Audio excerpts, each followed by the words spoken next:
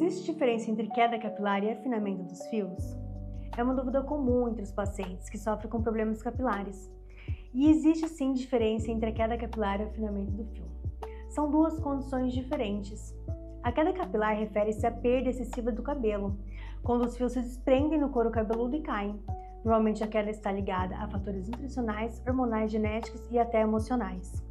Já o afinamento dos fios está relacionado com uma perda de volume e densidade, fragilidade do cabelo, um sintoma típico com condições como alopecia androgenética, que é a famosa calvície hereditária. Mas pode ocorrer também por conta de alterações hormonais, produtos químicos e até envelhecimento. Apesar de serem problemas diferentes, eles podem estar acontecendo simultaneamente. É importante lembrar que o quanto antes você tratar essas condições, melhores resultados virão para a saúde do seu cabelo. Gostaria de agendar uma avaliação e saber mais sobre a saúde do seu cabelo? Clique no link da bio.